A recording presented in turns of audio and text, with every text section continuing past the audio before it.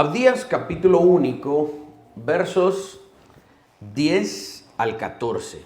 Dice de la siguiente manera: por la injuria a tu hermano Jacob te cubrirá vergüenza y serás cortado para siempre. El día que estando tú delante llevaban extraños cautivos su ejército, y extraños estaban por sus puertas y echaban suertes sobre Jerusalén, tú también eras como uno de ellos. Pues no debiste tú haber estado mirando en el día de tu hermano, en el día de su infortunio. No debiste haberte alegrado de los hijos de Judá en el día en que se perdieron, ni debiste haberte jactado en el día de la angustia. No debiste haber entrado por la puerta de mi pueblo en el día de su quebrantamiento. No debiste haber mirado su mal en el día de su quebranto, ni haber echado mano a sus bienes en el día de su calamidad. Tampoco debiste haberte parado en las encrucijadas para matar a los que de ellos escapasen, ni debiste haber entregado a los que quedaban en el día de angustia. Oremos. Padre, gracias de nuevo por tu palabra. Gracias por tu bondad al dejarla escrita y revelada. Gracias porque tenemos acceso a ella de manera libre. Y yo te ruego que en nuestra mente y en nuestro corazón exista una disposición fantástica para poder recibir con alegría y con gozo el significado de estas líneas y posteriormente podamos aplicarlas de manera responsable. Amén. Una de las cosas que he estado aprendiendo en el estudio del libro de Abdías es irónico porque es el libro más pequeño de toda la Biblia, bueno, del Antiguo Testamento. Probablemente hay una carta un poco más pequeña en el Nuevo Testamento, pero Abdías es el libro más corto de todo el Antiguo Testamento, pero tiene una riqueza muy grande. Una de las cosas que he estado encontrando es que Edom, que es la nación contra la cual Dios está levantando un oráculo de juicio acá, Edom es la antítesis de Jesús. Edom se comportó exactamente de manera contraria a como Jesús se comportó. Ese es el mensaje del Evangelio en esta profecía, o al menos parte del mismo. Jesús hizo con nosotros exactamente lo contrario a lo que Edom hizo con Israel, con su hermano Israel. Cuando por nuestro propio pecado fuimos destruidos en el día de nuestro infortunio, cuando fuimos quebrantados y la angustia se apoderó de nosotros como consecuencia de lo que nosotros le hicimos a Jesús, cuando en nuestro pecado estábamos hundidos y no teníamos a dónde ir, Jesús no se burló de nosotros, no se alegró de nuestro mal, no se alegró de que obtuvimos lo que merecíamos, no se aprovechó de nosotros en el día de nuestra mortandad, a pesar de que nosotros le habíamos ofendido y Jesús tenía todo el derecho de vengarse de nosotros. Jesús no lo hizo. Jesús se apiadó de nosotros, tuvo misericordia y no permitió que fuésemos destruidos por la eternidad. Edom es la antítesis de Jesús. En tal contraste podemos ver la belleza del Evangelio. Este es un fantástico elemento que podemos aprender de esta profecía. Jesús no se comportó como nosotros lo merecíamos, sino al contrario, nos dio lo que no merecíamos. Edom, al contrario, vamos llegando a la médula de los cargos en contra de Edom y vamos a desgranarlos poco a poco, pero vamos a interpretar precisamente eso. El primer punto que quiero, si me ayudan ahí con la siguiente diapositiva, el primer punto que quiero compartir es la razón del juicio sobre Edom. El profeta, bueno, ya hemos mencionado un poco esto, pero el profeta está acá dándolo de manera más detallada. La razón por la cual Dios está juzgando a Edom es por la violencia que cometió en contra de su hermano Israel. La palabra que se traduce acá, ustedes leyeron ahí, te estoy juzgando, Edom, por la injuria en contra de tu hermano Israel. La palabra que se traduce al español como injuria viene del hebreo Hamas. No son las tribus radicales islámicas que están ahorita allá en Medio Oriente, no. Aunque se pronuncia igual, el vocablo de las tribus radicales islámicas ahorita que están en guerra allá en Israel, que se llaman Hamas, ese es un vocablo árabe. Este vocablo que estamos viendo acá es hebreo. Y el vocablo árabe significa vigor y entusiasmo, ¿verdad? Eso es lo que significa para ellos. Pero acá la palabra Hamas, se escribe con H al principio, se traduce al español como violencia, como injuria, y significa un mal moral, pero que degenera en una brutalidad física.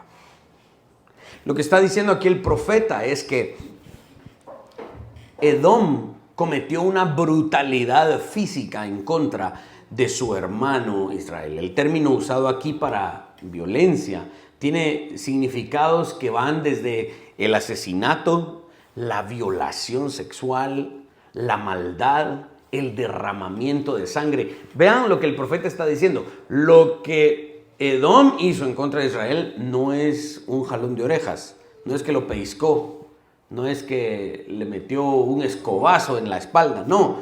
Estamos hablando de actos realmente violentos en contra de Israel. En este caso, el profeta está utilizando este término Hamas como un término de conmoción para llamar la atención a los lectores y que entendamos que esta profecía está emitiendo un juicio porque lo que se cometió en contra de Israel no fue algo sencillo y pasajero, sino que fue una brutalidad física.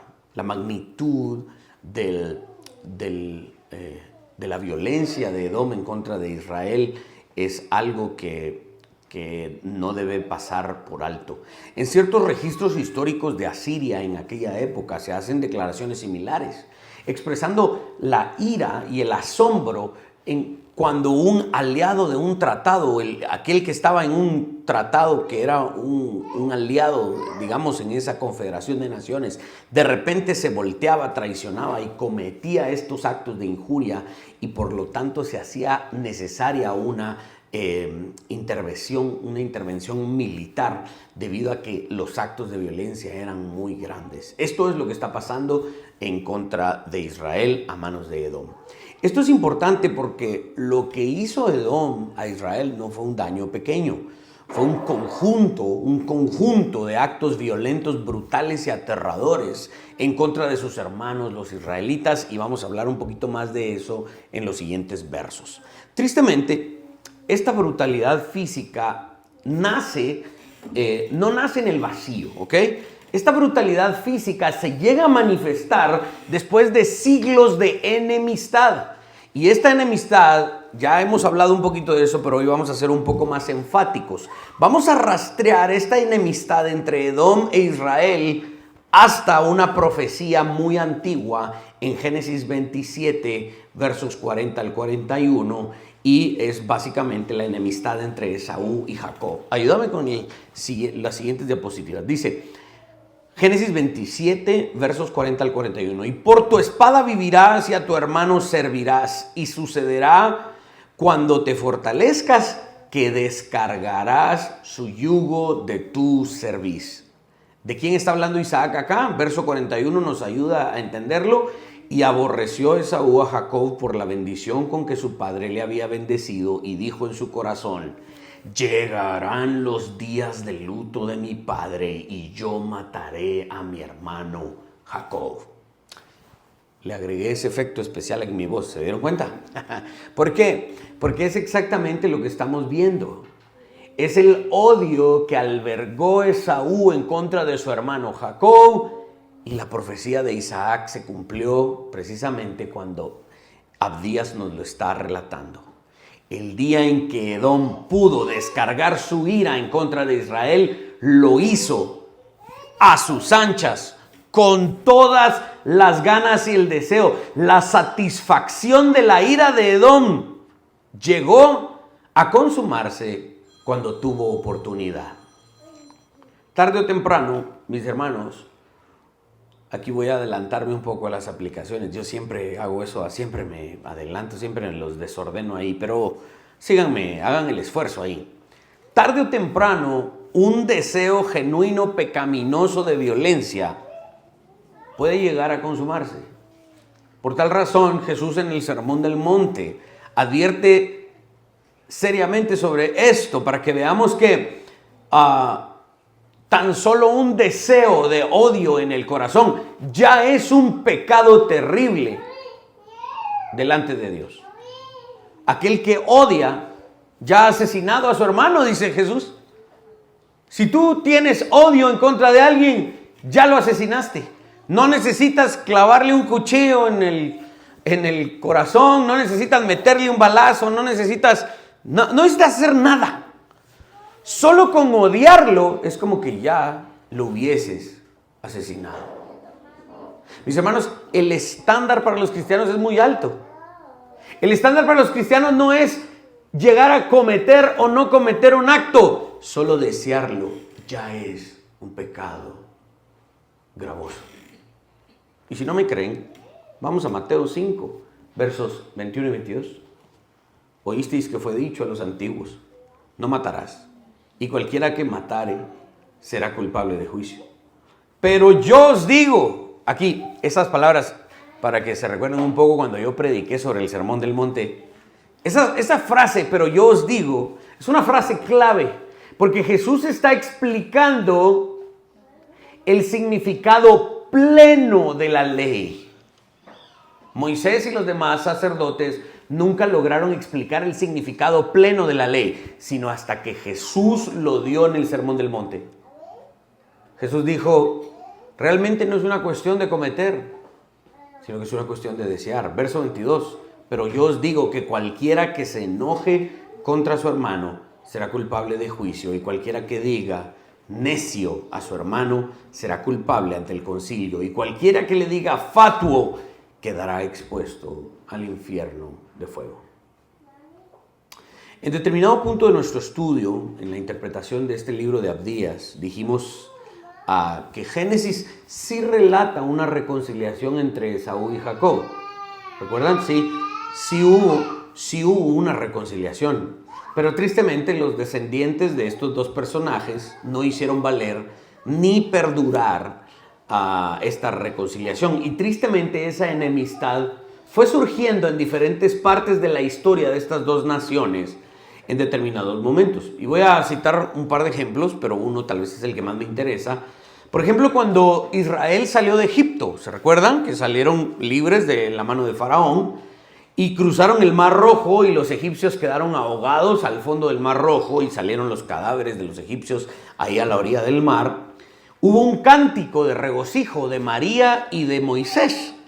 Tanto Moisés como María guiaron a toda la nación en un cántico de victoria porque Dios triunfó sobre los enemigos de Israel, y exaltaron a Dios por eso. Pero en ese canto hay un detalle tan insignificante como oscuro que generalmente lo leemos, pero tal vez no le prestamos atención. Vamos a Éxodo capítulo 15, ayúdame ahí, verso 15. Dice, entonces los caudillos de Edom se turbarán. A los valientes de Moab les sobrecogerá temor, se acobardarán todos los moradores de Canaán. Y yo subrayé esa primera frase. Ahora, ¿por qué es esto importante? Porque vean cómo surge la enemistad, continúa la enemistad. Para esta época en donde está Moisés cruzando el Mar Rojo con la nación de Israel, ya ha pasado mucho tiempo desde que vivió Esaú y Jacob. Por lo menos ya pasaron 430 años de esclavitud en Egipto. Y aún así, la enemistad entre Edom e Israel continúa. Vean cómo la enemistad entre ambos pueblos está ahí latente, casi indetectable. Pero de repente uno lee una frasecita y la Biblia nos dice, ojo, aquí hay un problema que todavía no se ha solucionado. Ahí estaba el odio entre los hermanos a lo largo de la historia, a lo largo de los siglos. Generalmente cuando leemos la Biblia acerca de los enemigos de la nación de Israel, nuestra atención se va a los grandes imperios, ¿no? ¿Cuáles son los grandes enemigos de la nación de Israel en el Antiguo Testamento? Egipto, ¿no? El gran imperio de aquel tiempo. El otro gran enemigo es Babilonia, ¿no? Aquel gran imperio. También Medo-Persia, también antes de Babilonia, Asiria. Y en el Nuevo Testamento, los romanos. Es decir, nuestra atención se centra generalmente en los enemigos de Israel, en esos grandes imperios. Pero ojo, Israel tenía una lista más grande de enemigos. Moab, los amorreos, los cananeos. Y entre estos estaban el mero hermano de Israel, Edom. Latente su enemistad constantemente allí. Es importante observar estos enemigos porque habían enemigos que parecían insignificantes. ¿Saben ustedes que el término filisteo significa pequeño, de pies pequeños? Era una nación que realmente al principio no le preocupaba a Israel. Ahí estaban metidos entre Canaán, no los lograron sacar. Pero conforme pasó el tiempo, ese pequeño enemigo de repente creció, se engrandeció, se fortaleció y ya no era tan pequeño y le provocó grandes problemas a Israel. Esta va a ser una de nuestras aplicaciones, así que agarren ese punto y pónganle un pin ahí. Me voy a quitar esta, vamos a ver, ahí está. Se me estaba levantando mucho la rodilla y como me ha crecido un poquito la panza, entonces me cuesta también. Ahora, cité este oscuro pasaje de Éxodo 15, verso 15, ya que un tiempo después, cuando Israel estaba errante en el desierto y necesitaba llegar a Canaán, tenía que pasar para que el viaje fuese más corto. Iban a pasar por en medio de las tierras de Edom. Y los israelitas le dijeron a Edom: hermano mío, déjame pasar en medio de tus tierras. Voy a pasar por la carretera principal. Si de repente tomo agua, yo te la pago. No vamos a pasar por los sembradíos, no vamos a pasar por ningún lado. Solo, hermano Edom, por favor, déjanos pasar por en medio de tu tierra para llegar a nuestra heredad Canaán. Y Edom salió con armas y le dijo a Israel: aquí no vas a pasar. Mira, hombre, déjame pasar, hombre, no vamos a hacer nada, solo necesitamos acortar el camino. Edom le dijo: si pones un pie en mi tierra, te hago la guerra. ¿Qué tuvo que hacer Israel? Tuvo que rodear toda la tierra de Edom. Y a pesar de eso y a pesar de su necedad, el camino se tornó de 40 años, de 40 días en 40 años. Esta escena es recordada constantemente. Ustedes la pueden leer en Números capítulo 20, versos 14 al 21. También se vuelve a recordar en Deuteronomio 2, en Jueces 11. ¿Por qué? Porque el Pentateuco nos está recordando: aquí hay una enemistad que de repente iba a estallar. Y es lo que está sucediendo en el libro de Abdías. Esta escena de recordar constantemente de que Edom era un enemigo de Israel y estaba en enemistad constante con Israel, a pesar de que parecía un conflicto bastante frío porque no había guerra entre ellos como tal, pero sí había una enemistad. Pareciera ser que la Biblia nos está recordando a aquella persona, ¿no?, que nunca olvida esa ofensa y que cada vez que tiene la oportunidad: pero es que te acordás lo que me hiciste hace 5 años. Y es que de plano que lo mismo me estás haciendo. Pasan otros 10 años. ¿Te acordás lo que me hiciste hace 15 años? Y lo vuelves a sacar. Y lo vuelves a sacar. ¿Han conocido ustedes algunas de esas personas? Sí. Y no digan he conocido. Tristemente a veces nosotros mismos hemos sido así también. Tal vez no en una medida tan fuerte como ciertas personas, pero tristemente muchas veces recordamos las ofensas. Esta va a ser otra de nuestras aplicaciones, así que vamos a ir avanzando. Debido al tiempo, no podríamos entrar en varias otras referencias, Pero debemos tener en cuenta que la Biblia nombra a Edom entre los enemigos de Israel en varias ocasiones. Era de esperarse entonces que Edom se alegrara, se burlara de Israel cuando Israel fue destruido a manos de los babilonios. Ahora, pasemos al segundo tema de este grupo de versículos. Ayúdame con la siguiente diapositiva. Aquí viene entonces el profeta y nos va a dar un detalle de los cargos en contra de Edom. Les voy a poner un ejemplo. Esto es como aquella ocasión, no sé si a ustedes les ha pasado, a mí me ha pasado, tal vez en más de alguna ocasión, en donde me dicen, vos mira, tal restaurante, fíjate vos que sirven bien chilero y bastante, y no sé qué, queda aquí, allá, deberías llevar a tu familia. Entonces vengo yo y le digo a mi esposa, vamos a comer. Me dijeron que hay un buen restaurante. Vamos pues. Y entonces le pasan a uno el menú, uno mira los costos y dice, bueno, sí está un poquito más caro que McDonald's, ¿verdad? Pero no está tan caro. Sí, yo creo que sí puedo. Y entonces pidan mucha. Y pide la esposa, y pido yo, y pide los niños, y que sí, como el anuncio aquel de Hamburguesas Berlín que invitó a la novia y se fue hasta el chucho a comer, ¿verdad? Y todos se fueron a comer y empezaron a pedir y terminaron todos bien contentos de comer y le pasan la factura al señor que decidió y tuvo la brillante idea de llevar a comer a su familia a ese restaurante. Cuando mira la factura, por poco se va de este mundo, ¿verdad? Porque es muy caro. Y entonces llama al mesero y le dice, mire, disculpe, explíqueme qué me está cobrando aquí.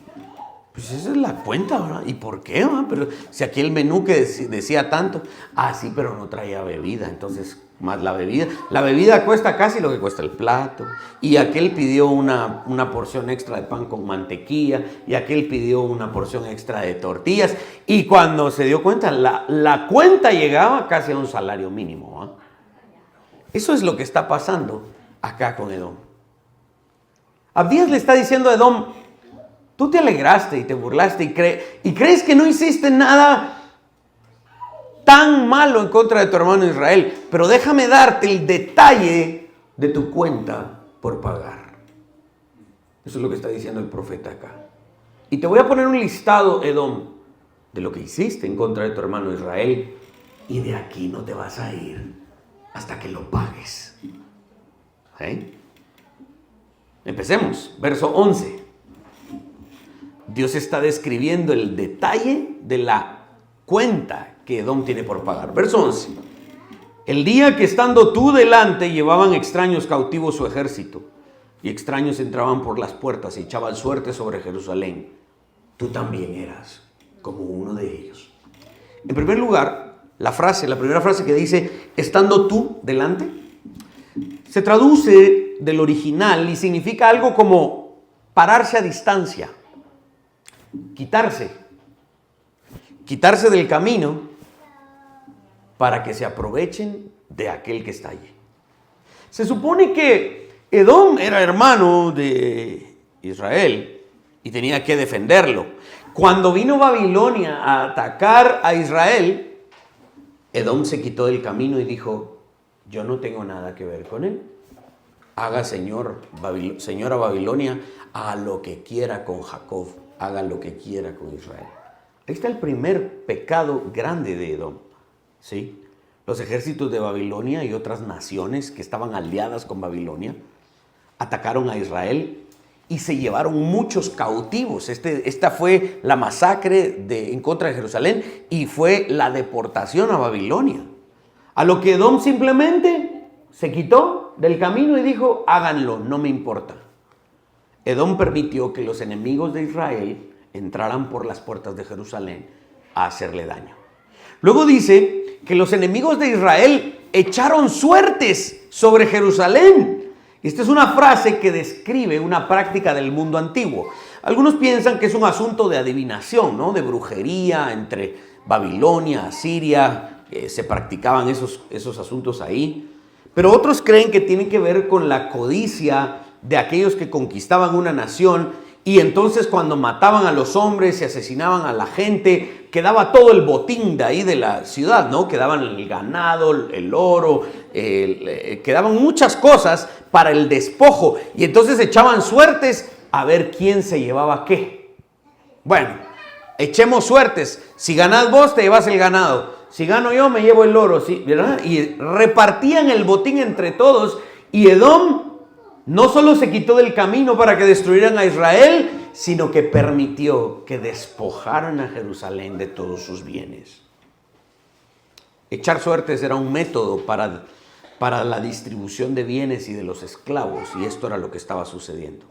Vamos al verso 12, porque en el verso 12 se repite el cargo en contra de Edom por no levantar un dedo para defender a su hermano Israel, permitir que dañaran a su hermano y mantenerse a distancia para no hacer nada en su favor. La primera parte del verso 12 dice: pues no debiste tú haber estado mirando en el día de tu hermano, en el día de su infortunio.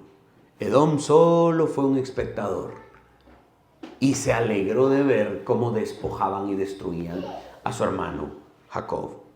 Esto demuestra que Edom no tenía el más mínimo destello de lealtad pactual para con su hermano. La siguiente parte del verso 12 dice: no debiste haberte alegrado de los hijos de Judá en el día en que se perdieron, ni debiste haberte jactado en el día de su angustia. El pecado de Edom se incrementa, como la factura del señor que fue a comer y llevó a su familia y no se dio cuenta todo lo que estaba gastando. Edom estaba apilando más cuentas por pagar, porque no solo se hizo a un lado para que destruyeran a su hermano, sino que también se burló, se alegró, se gozó, se jactó de que destruyeran a su hermano y que su hermano Jacob cayera en desgracia. A ver, quiero llevarlos a otra parte de la escritura para que entendamos la magnitud de esto. Vamos a Proverbios, capítulo 24, versos 17 y 18. Dice: cuando cayere tu enemigo, no te regocijes. Y cuando tropezare, no se alegre tu corazón. No sea que Jehová lo mire y le desagrade, y aparte de sobre él su enojo. Ahora, imaginen si Dios prohíbe que nos alegremos de la desgracia de nuestros enemigos. Imagínense qué perverso es alegrarse de la desgracia de nuestros hermanos. ¿Qué pasaría si acá, cada vez que estamos en la iglesia y alguien nos dice: hermano, ¿será que podemos orar por la familia tal? Fíjese que la señora se enfermó, el esposo perdió el trabajo, los hijos pasó esto. Digamos que una familia de la iglesia cae en desgracia. Y nos dice: ¿será que podemos orar? Y nosotros aquí desde el púlpito, en vez de orar, empezamos a hacer chistes, nos alegramos. ¡Ah, qué bueno que perdió el trabajo! ¡Ah, bueno estuvo que esa señora se haya enfermado! ¡Ah, esos patojos eran muy mal creados! ¡Qué bueno que están mal! ¡Qué bueno! Imagínense que nos alegráramos de que una de las familias de la congregación ha caído en una serie de tribulaciones. Nosotros aquí nos ponemos a hacer burla, chistes y nos reímos de su desgracia. No solo es de muy mal gusto, es perverso. Es perverso. Demostraría que nuestro corazón realmente está contaminado en contra de nuestros hermanos. Esto es lo que está haciendo Edom. Edom le dijo a Jacob: ¡ah, bueno estuvo! Bueno estuvo que Babilonia te haya destruido. Bueno estuvo que te haya pasado toda esa desgracia. Esa es una frase que se inventó en Guatemala, específicamente por las madres guatemaltecas. Son bromas. Pero estamos muy acostumbrados a eso, ¿no? ¿Cuántas veces nos han dicho así?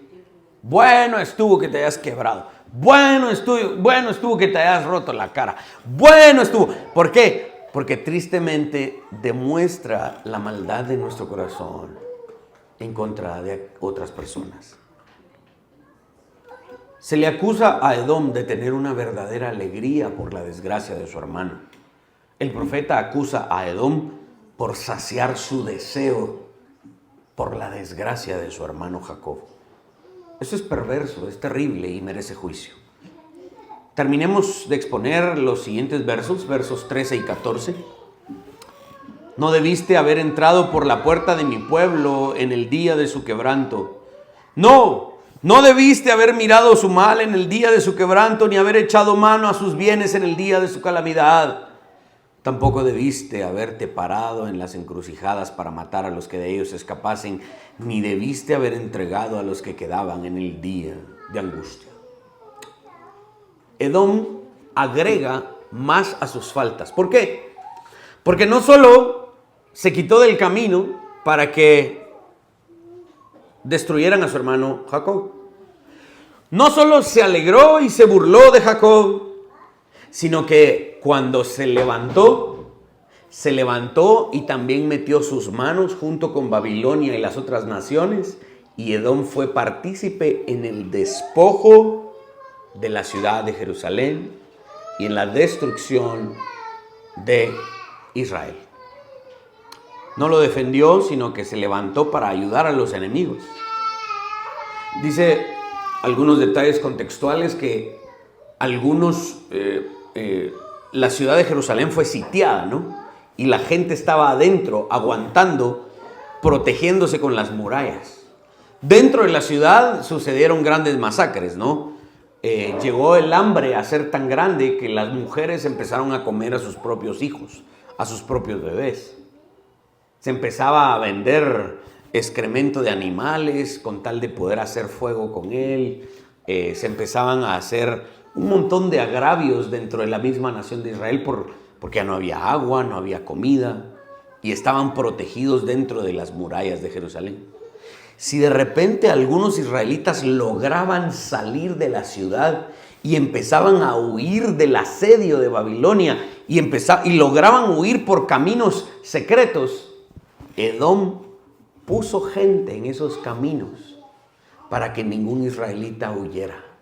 Cuentan algunos historiadores que los edomitas tomaban a los que lograban huir de Jerusalén y los regresaban a manos de los babilonios para que los babilonios los mataran. Y cuando no hacían eso, los mismos edomitas en los caminos asesinaban a los israelitas. No estamos hablando de un pecado simple y sencillo. Estamos hablando de una brutalidad física entre hermanos.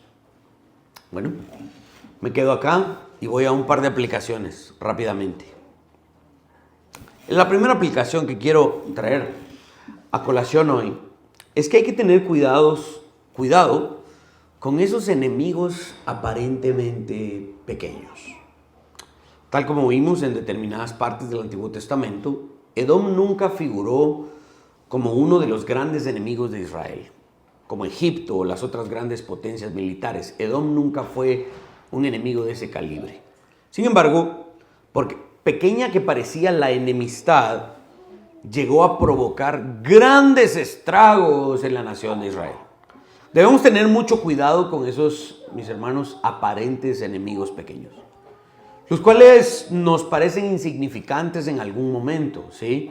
Sin embargo, conforme avanza el tiempo, esos pequeños enemigos ganan fuerza y llegan a causarnos grandes derrotas en nuestras vidas.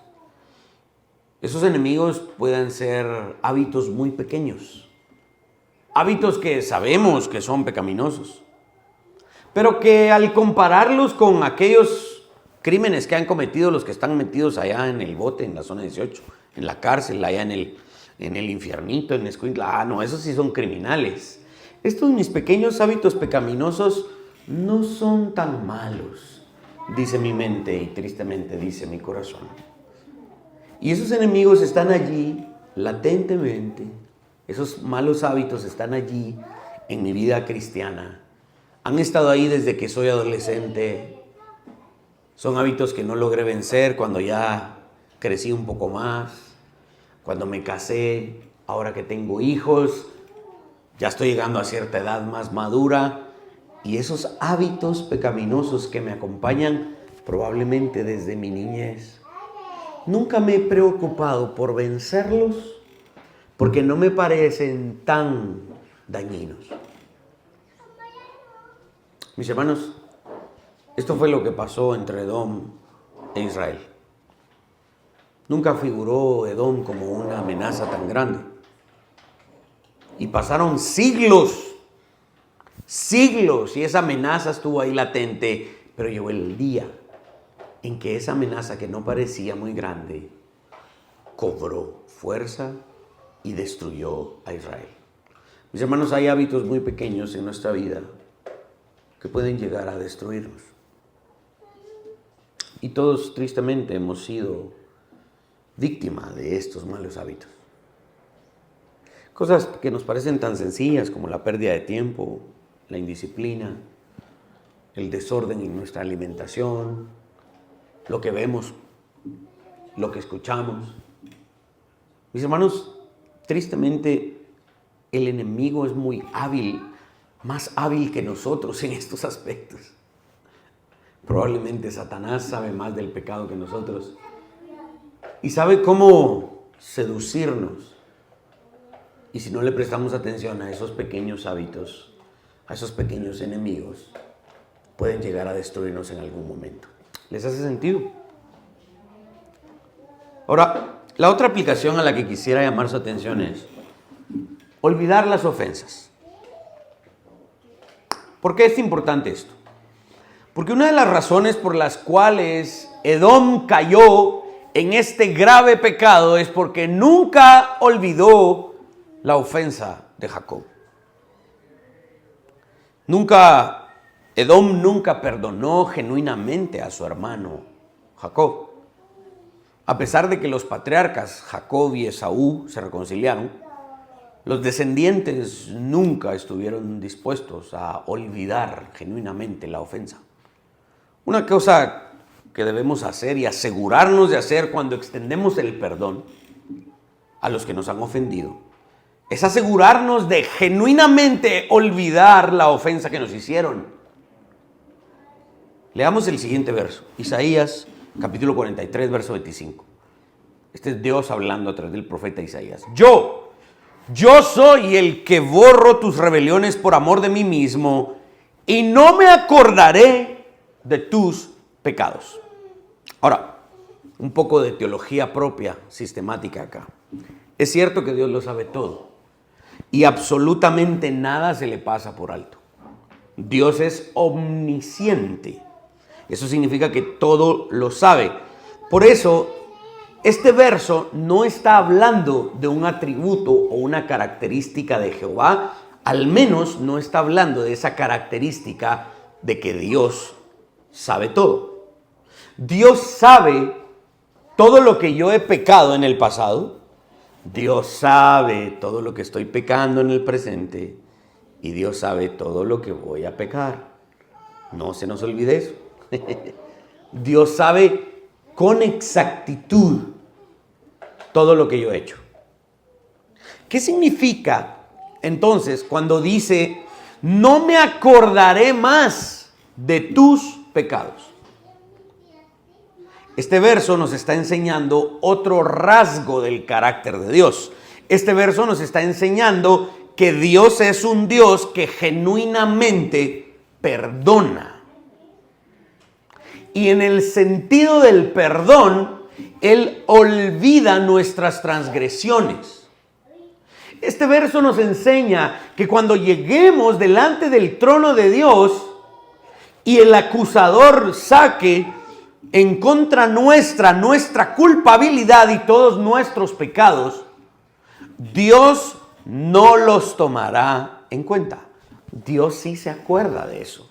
Dios sabe lo que cometimos, pero Dios no los tomará en cuenta para castigarnos. Dios no los tomará en cuenta para condenarnos. A eso se refiere el profeta Isaías cuando está hablando de esto. Ahora, Dios tampoco es como aquellas personas que constantemente nos echan en cara y nos dice, ¿te acordás lo que hiciste? ¿Te acordás lo que me hiciste? ¿Te acordás cómo me ofendiste? William, ¿te acordás que hiciste tal cosa? Y que cada vez que tenga la oportunidad lo saca en cara para manipularnos, para hacernos sentir mal. Dios no es así. Edom sí lo fue. Cada vez que Edom tuvo la oportunidad de sacarle en cara a su hermano Jacob lo que Jacob le hizo a Esaú, Edom lo hizo. Cuando Edom no perdonó genuinamente, sino que albergó ese odio y esa molestia constante, la primera oportunidad que tuvo para descargar su ira, la tomó. Mis hermanos, es muy, muy peligroso si alguien de nosotros sigue albergando algún tipo de odio, molestia, ofensa. ¿Saben por qué? Porque esa fue una piedra de tropiezo para Edom. Eso fue un detonante en el corazón de Edom para vengarse de su hermano Jacob. Se los voy a poner así, todos los que estamos aquí tenemos un pasado. Ahorita, el domingo, pues venimos bien vestiditos y bien peinaditos y, espero, bien bañaditos y bien arregladitos. Y damos una sonrisa a todos los hermanos y un abrazo. Pero seamos honestos, todos tenemos un pasado. En nuestra niñez, en nuestra adolescencia, pudieron haber casos, cosas que nos hicieron. Y recordemos algo, nuestro corazón es engañoso. Y debemos asegurarnos de que olvidamos realmente la ofensa. Yo pongo el ejemplo, ahí en mi oficina, yo tengo un pizarrón blanco.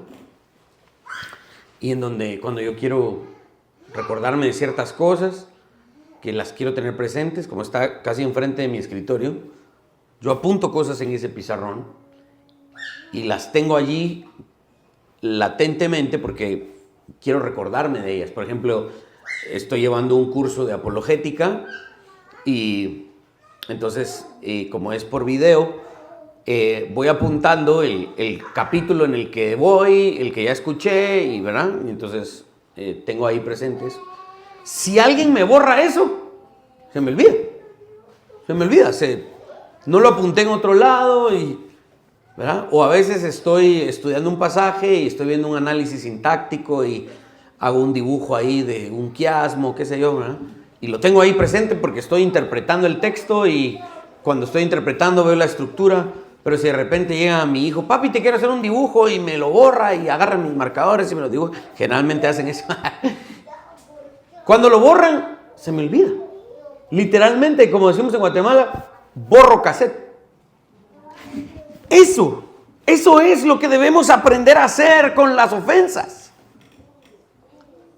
Porque si no lo hacemos así, si no borramos cassette, va a llegar el momento en donde vamos a ser tentados en utilizar esa ofensa y descargar nuestra ira. Cada vez que ustedes extiendan el perdón a alguien, háganlo genuinamente. ¿Saben cómo? Como lo que acabamos de leer en Isaías.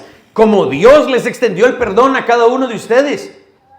Cuando Dios extendió el perdón a cada uno de sus hijos, lo hizo genuinamente y no nos manipula con nuestro pasado. ¿Qué derecho tenemos nosotros de hacerlo con otras personas que nos han ofendido? Mis hermanos, esto es muy serio. ¿Saben por qué? Porque si nosotros no perdonamos a los que nos ofenden, Dios no nos perdona a nosotros. Llegará el momento en el que esa enemistad y ese falso perdón que albergaste en tu corazón te puede hacer pecar exactamente como le pasó a Edom. Leamos Mateo 6, versos 14 y 15. Porque si perdonáis a los hombres sus ofensas, os perdonará también a vosotros vuestro Padre Celestial. Mas si no perdonáis a los hombres sus ofensas, tampoco vuestro Padre os perdonará vuestras ofensas. Claramente, Edom fue juzgado por la violencia a su hermano Israel. Ahora, ¿pero por qué Edom fue tan violento en contra de Israel? Porque Edom nunca perdonó genuinamente. Por tanto, Dios no perdonó a Edom. Si tú eres un hijo de Dios, jamás albergues una falta de perdón hacia otro hermano. Amén. No muy convencidos, pero amén. Con mucha envidia santa les pido que se pongan de pie porque yo no puedo.